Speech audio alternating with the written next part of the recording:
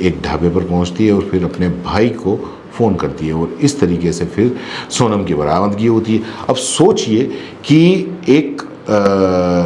जो सोनम है, फरवरी से प्लानिंग और उसके बाद में 8 जून को इस तरह से बरामदगी, और जब पूरा पुलिस जब हर तरफ ढूंढा जा रहा था तो उसकी हिम्मत देखिए कि वो इसी इंदौर शहर के अंदर 25 मई से लेकर 8 जून यानी कि 6 और 8 14 से 15 दिन तक ये इंदौर के अंदर रहती है उसी घर में और किसी को पता नहीं है। लेकिन इस कहानी का सबसे अजीब पहलू ये है कि जिस घर में 15 दिनों तक सोनम इंदौर में मतलब जो रही, देवास गेट करके वो इलाके का नाम है, तो बस इतना पुलिस को पता है कि उस फ्लैट के बारे में, जो फैक्ट के बारे में, अभी तक न शिलोंग पुलिस को पता था न इंदौर पुलिस को असल में उसका एड्रेस क्या है ये पता है। और यही वजह है कि कोई भी रिपोर्टर और कोई भी मतलब अब तक जो सोनम छुपी हुई है वहाँ उस फ्लैट तक अभी तक कोई नहीं पहुँचा। और इसकी वजह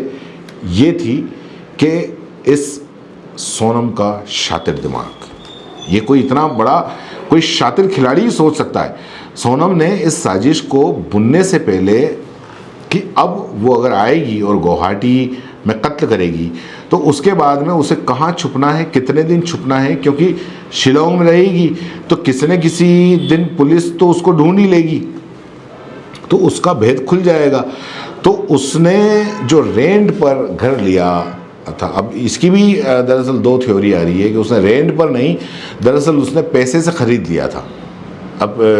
और किसी को इस बात का पता नहीं था। और कमाल की बात यह है कि जिस इंदौर के देवास गेट में उस फ्लैट में ये रह रही थी उसका पता इसने राज कुशवाहा, ये जो अपना प्रेमी था, उस तक को नहीं दिया था। उसको भी मतलब ये नहीं पता था कि वो फ्लैट कौन सा है। अब यहीं से एक डाउट ये भी होता है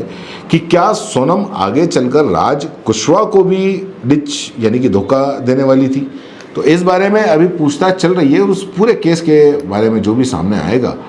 तो वो जो 2 प्लानिंग थी जो हमने आपको बताई कि जो वो की थी उसने राज को